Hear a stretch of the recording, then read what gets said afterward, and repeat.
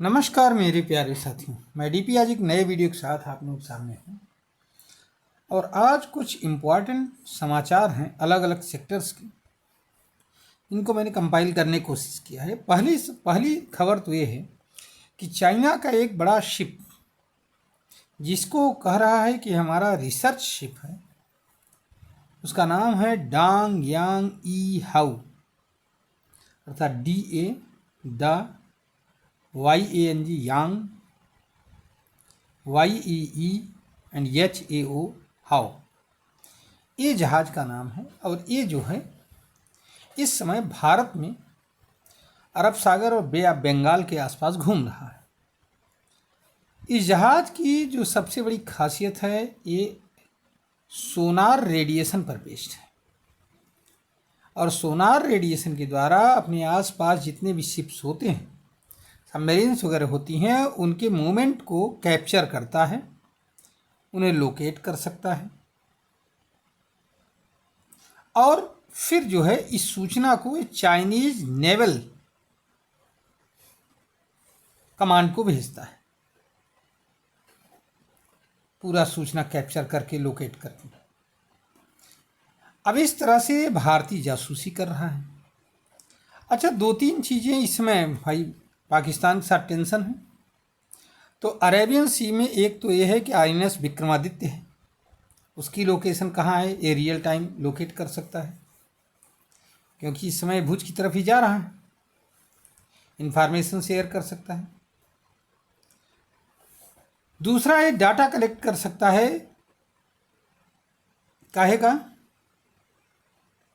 ये जो हमारा चल रहा है, प्रोग्राम चल रहा है India middle east economic corridor की, इसका एक पार्ट समंदर से भी होकर के जाएगा।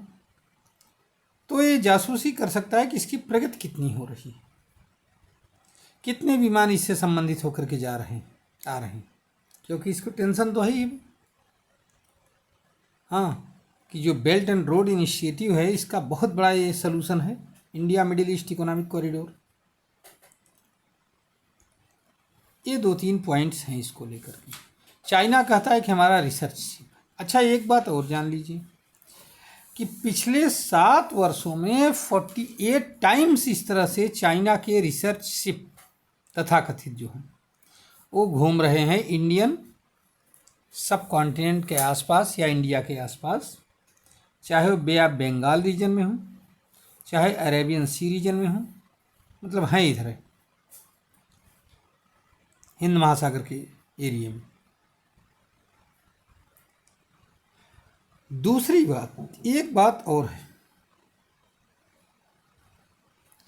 कि भारत ने अफगान तालिबान को, भारत के विदेश मंत्री एस जयशंकर ने अफगान तालिबान के विदेश मंत्री के बीच में बातचीत किया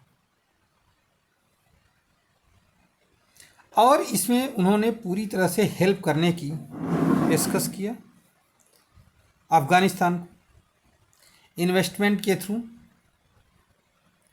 अब यहाँ पाकिस्तानियों की हालत ख़राब हो रही है, चाइनीज़ों की हालत ख़राब हो रही है। क्या हालत ख़राब हो रही है कि अगर भारत की पैठ यहाँ पर हो जाती है तो भारत पाकिस्तान को अस्थिर करने से नहीं चूकेगा अफगानिस्तान के थ्रू। तो चाइना ये चाहता है। दूसरी बात, भारत ये भी चाहेगा कि बेल्ट एंड रोड इनिशिएटिव में सक्सेस हो चाइना का, जो ग्वादर पोर्ट वगैरह का हिसाब किताब है। तो चाइना ये चाहता है, चाइना और USA ये दोनों मिल करके, एक खबर ये भी है इसके पीछे कि ये दोनों मिल करके कह रहे हैं कि भाई इंडिया जो आपको सहायता दे रहा है उससे ज़्यादा सहायता मैं दूंगा, लेकिन आप प्रो इंडिया ना बनिए, प्रो चाइना बनिए,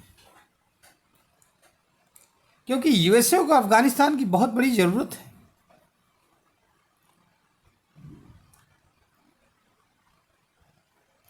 एक खबर और आई कि अमेरिका एक लंबे अंतराल के बाद एक आतंकवादी को, सीरिया का राष्ट्रपति जो बना है, उसको जो है उससे मुलाकात किया, उसको गले लगाया और बड़ी तारीफ किया उसकी। यही अमेरिका है जिसने उसके ऊपर $80 मिलियन का इनाम रखा था, सब भूल गए। इसको कहते हैं राजनीति, कि इसमें कोई दोस्ती दुश्मनी नहीं। गुजरात में भुज एयरबेस से बोलते हुए राजनाथ सिंह ने कहा कि पिक्चर अभी बाकी है। उनका यह कहना है कि अगर हिमाकत करता है पाकिस्तान अब की बार तो बहुत बुरा अंजाम हो जाएगा। अब पाकिस्तान हिमाकत करता है कि नहीं करता है ये अलग विषय है। अच्छा, एक पॉइंट और भी है कि अभी हाल में आप लोग जैसे जानते हो भारत सिंधु जल समझौते से अलग हो गया है, ये तो सभी लोग जानते हैं।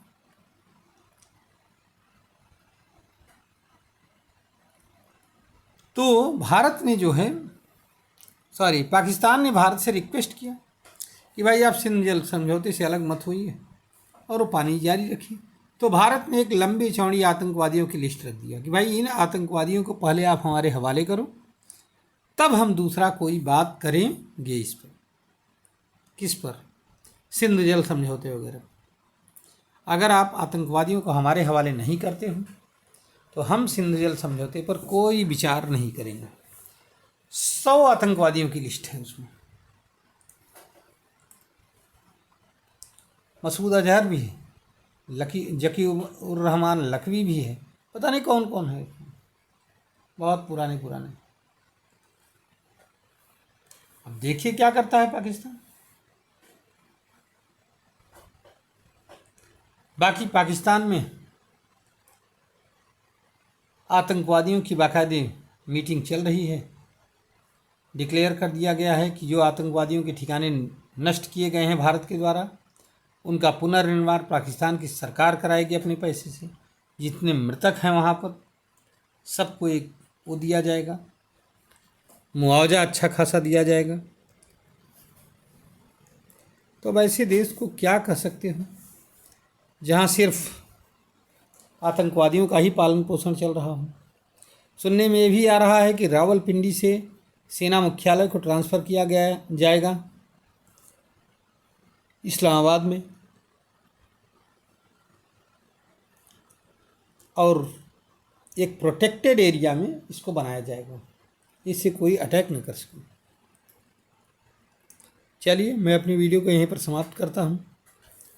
ये जो भी कुछ इन्फॉर्मेशंस थी मैंने छोटा छोटा पॉइंट्स में गैदर करके आपको देने की कोशिश किया। उम्मीद है कि आपकी ये बातें समझ में आएंगी। धन्यवाद, नमस्कार, जय हिंद, जय भारत, वंदे मातरम।